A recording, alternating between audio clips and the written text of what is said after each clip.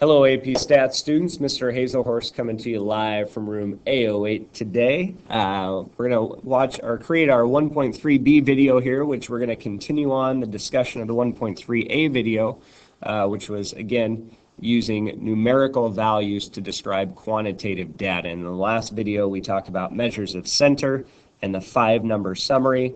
Now we want to talk about kind of the next big concept, which is measures of spread, and we're going to focus in on the standard deviation in terms of measuring spread.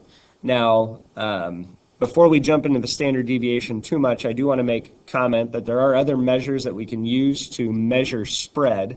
Range is a common measurement of spread. Not really the most helpful to us. It's greatly impacted by outliers. And the IQR is a measure of spread. But the standard deviation is going to be the best measure of spread that we have if we can utilize it, and that will be a big if, and we'll kind of talk about why we may not be able to use the standard deviation. But the standard deviation is a value that we're going to use a lot in this class over the course of the entire year, and so it's going to be something that as we start, you don't necessarily have probably the best idea of what it represents, but as we gain experience with it, it's going to start to mean more and more to you, especially once we get more into chapter 2 and talk about density curves and normal distributions. But we want to introduce it to you here, talk about how to calculate it, some important characteristics of the standard deviation, and again set us up with a strong base to build off of about the standard deviation over the course of the year. All right, so the standard deviation measures the typical distance of the values in a distribution from the mean. So the important thing to take from this definition is that we're thinking variation. All right, typical distance from the mean means how does a data vary from the center? The mean obviously representing the center. All right, now the symbolism that we're going to utilize for the standard deviation is a lowercase s with the subscripted letter. Now, in this example, we're assuming that X is representing all of our data. If we had Y representing data or R representing data, right, we could subscript whatever letter. But here we're using S sub X, so X again is all of our data. Now, the formula of the standard deviation, we're going to simplify down to this and say that the standard deviation is the square root of the variance, okay? And so we take a look at that, and that leads us to an obvious question. All right, what in the heck is the variance? Well, the variance is the calculation that goes into the work for us finding the standard deviation. And the variance is also a measure of spread. The problem with the variance is that it's a squared value, and you can see that in the symbolism here at the beginning of the formula. It's S sub X squared. And so we don't work with squared data. That's why we turn around and take the square root of it and make the standard deviation. Now, this is not a formula that you need to memorize. This is not a formula that you need to know how to use by hand, because again, this is a technology-driven course, and we're going to let technology find the standard deviation for us because it's much quicker. Now, the one thing that I do want to point out about the formula is notice within it here that this again is just representing the distance of the values in distribution from the mean, and that's what we see within the parenthesis part of the formula, right? We're taking each individual data value and subtracting the mean from it, right? So how does each data value vary from the mean? All right, hence the variance, and then we're going to take the square root to find the standard deviation. So again, not a formula that you need to know how to utilize by hand. In class here in a few days, we'll show you how to do that on your graphing calculator and save you a lot of time. But it's important that you know the connection between the variance and the standard deviation. Now, some characteristics that I want you to take about the standard deviation today. First off, the standard deviation and the mean are like best buds, all right? So if we choose to use the mean as a measure of center, then we're going to go ahead and utilize the standard deviation. Those two go together. All right. Second characteristic is that the standard deviation is always a value that is greater than or equal to 0. All right, if our standard deviation is 0, what that is measuring is that there is no variation amongst the data from the mean.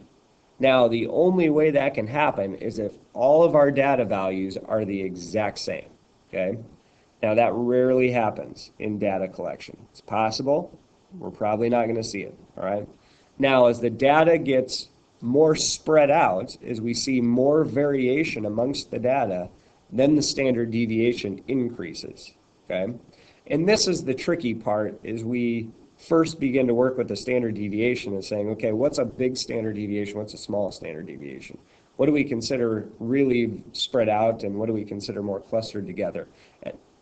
And that's something that's going to take time to develop that sense, but we will over the course of the year, all right? The third important characteristic is to recognize the standard deviation has the same units of measure as the original observation.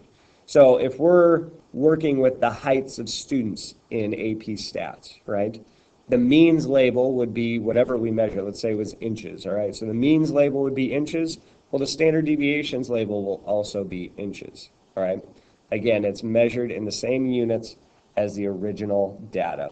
And then our fourth and final characteristic about the standard deviation is, like the mean, it is not resistant. So what this means is skew to the data or outliers in the data are going to have an influence on the standard deviation, okay? Now, just like in our 1.3a video, that means we should probably go back and make mention of when should we choose different measures of center or spread, all right? So the mean and standard deviation should be our measures of choice if our data is reasonably symmetric and our distributions don't have any outliers, okay? Now, this again illustrates the importance of graphing our data first, right? If we can sketch out that distribution in a dot plot or stem plot or histogram or box plot and see, is this data skewed, strongly skewed, that's going to help us make the right decision here with regards to our measures of center and spread. Now, if the data does have a skew or has some strong outliers, then we're going to use the median and the IQR. So the mean and median again represent center. The standard deviation and IQR represent spread. And we're going to work with these under these conditions, okay?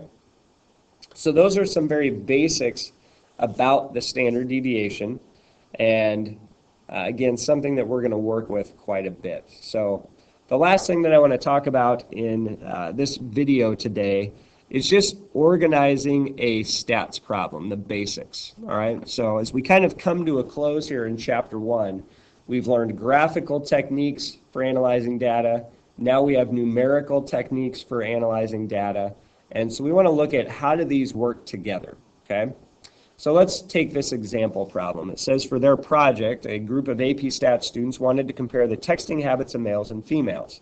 So they asked a random sample of students to track the number of texts they sent over a 2-day period. And then we have our data here, all right? And so you can see our distribution of male data, female data. Now, again, as we take a look at this, it doesn't make much sense to us. It's hard to interpret as just a list of numbers. And that's why we have the techniques that we do, all right? So let's walk you through the steps that we're going to apply as we analyze data, all right? So it comes down to 4 things, all right? State, plan, do, and conclude, all right? So we always want to state what the question is that we're trying to answer, right? Then we want to plan, all right? What are we going to utilize? What statistical techniques are we going to utilize to answer this question? Step 3 is to actually do it then, all right? Make graphs and carry out any needed calculations, any numerical summaries that we need to find. And then finally conclude, all right? Give your conclusion. What do you find as you analyze the data within the setting of the problem, okay? So let's walk you through this example, and we'll do all 4 steps here real quick, all right? So let's start out with state. So what we're trying to answer in this question is, or in this problem is, do males and females at the school differ in their texting habits? All right. Now, we might all have some opinions about this, right? I can just imagine all the guys sitting out there with their, thinking in their minds, yes, females send way more texts, all right? Well, again, right now that's our impressions, that's our opinions, that's our feelings.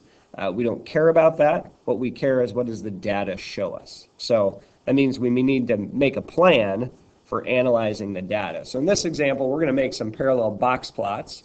All right, one box plot for males, one box plots for females, so we can compare them easily, and then we'll calculate some measures of center and spread, and again, compare the distributions, all right? So step 3 is we actually do that then. Let's make some graphs. Let's calculate some numerical summaries, okay? So here would be a box plot of the male and female set of texting data, all right? So again, number of text messages sent in a 2-day period. If we compare those distributions, we can see that both of them are skewed to the right. The male set of data has a couple of outliers present as we have utilized a modified box plot there. But we can see there are some strong differences between males and females here. Again, that's what the data is telling us. Now in this problem, I've given you the complete numerical summary, mean, standard deviation, 5-number summary. What would make more sense for us to utilize here, because of the skew and because of the outliers, would be the median and the IQR to represent the center and spread. Now, if we compare the median and the IQR, we can see that those also support the fact that females tend to text more often according to this set of data. The female data is almost 3 times larger, or we could almost go 3 to 4 times larger than the male set of data in terms of center, and is also considerably more spread out when we analyze the IQR. All right, that impression is also supported by the mean and the standard deviation. You can see how the male set of data is a little bit less than half, so the skew is being impacted there. When we compare those centers between the mean and the median for the male set of data. But again, it gives us a good impression of the data and what we need to answer our question. And so that leads us to step 4, which is conclude.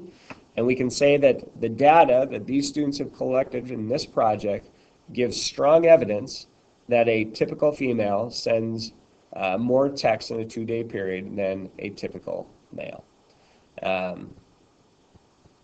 Now again, this conclusion would apply to this school, not to others. So if we take this and start to apply it to other populations, that's when we fall in the stereotype category, and we want to avoid that as statisticians. We want to stick to what does the data tell us and who does the data apply to. All right?